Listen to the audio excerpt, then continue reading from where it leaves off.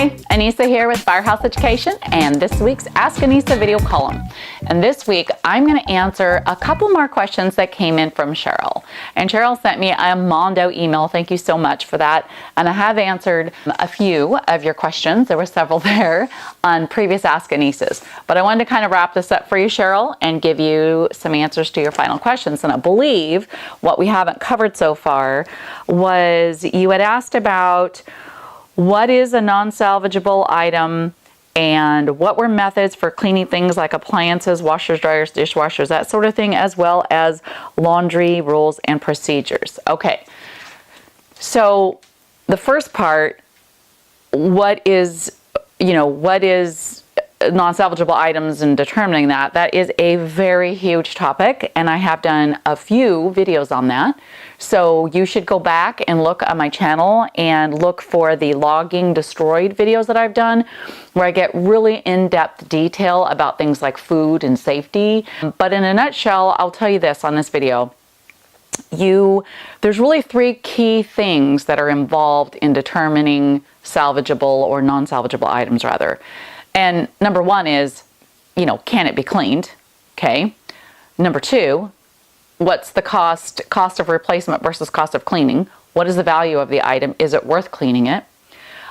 And the third thing would be, what is the emotional or sentimental value of that item to the homeowner?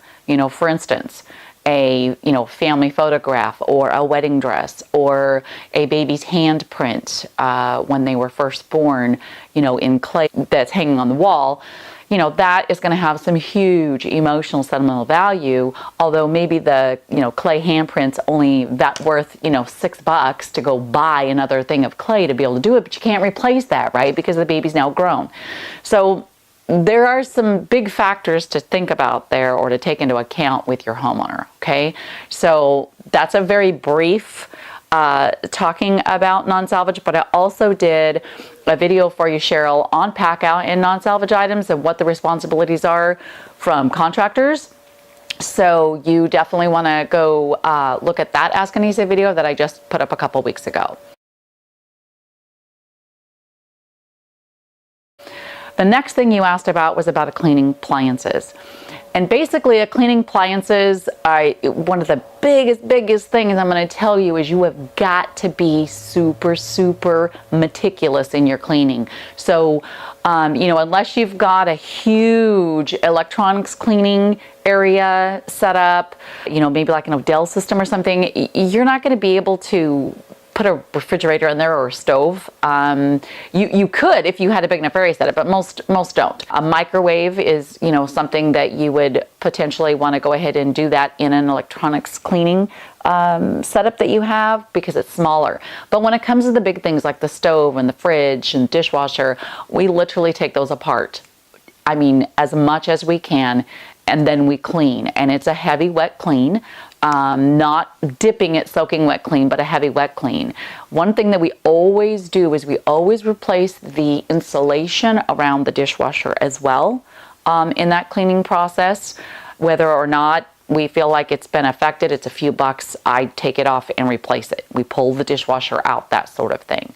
The other thing is when it comes to an oven, I just want to kind of do a side note here.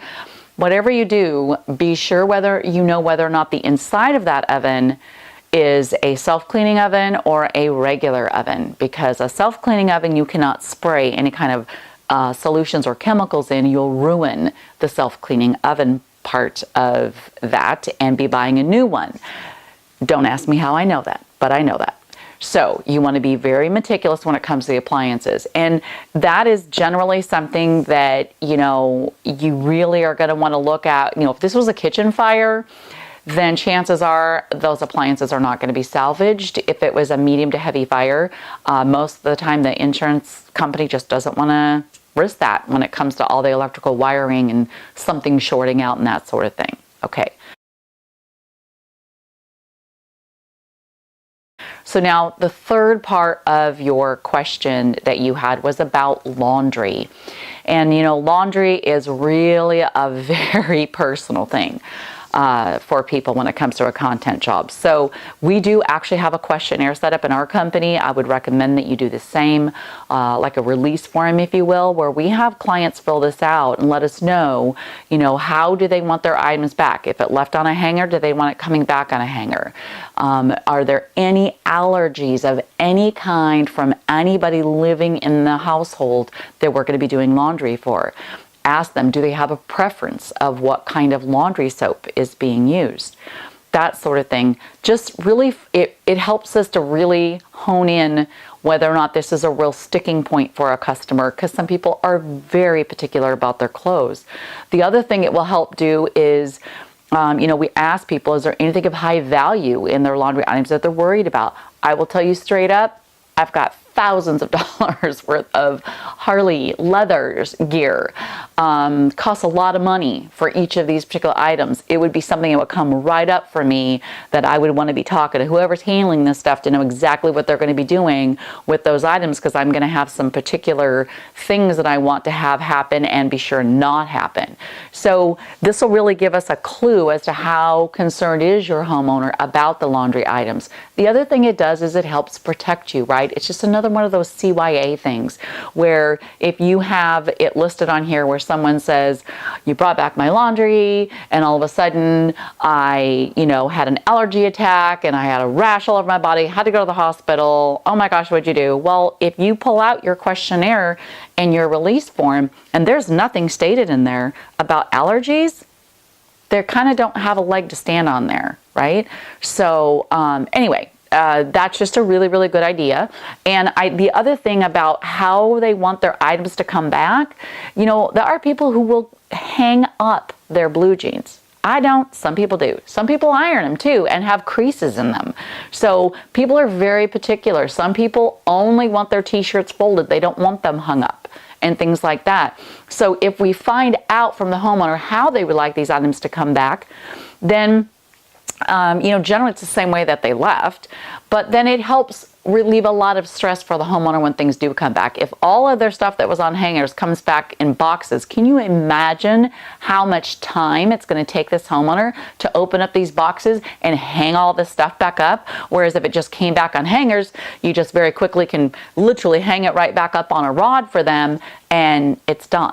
Okay, so this is just a little piece, I guess, if you will, where you can not only cover yourself and potentially ward off any problems or headaches with in that regard, but it gives you an opportunity to give your client an incredible experience that they maybe weren't expecting to get. All right? Okay, well, Cheryl, thank you so much. That was quite a detailed email that you sent me with lots of questions. I hope I answered them very well for you. And I hope that if you're watching the video here, that the questions that Cheryl asked maybe have given you some inspiration and maybe you have thought of some things that you would like to ask me. Please be sure and send me an email, Annissa@firehouseeducation.com. And I want to remind you, be sure that you are subscribed to rnrmagonline.com's e-newsletter so that you get this and lots of other goodies in your email inbox every week. And on that note, I will see you on next week's Ask Annissa video call.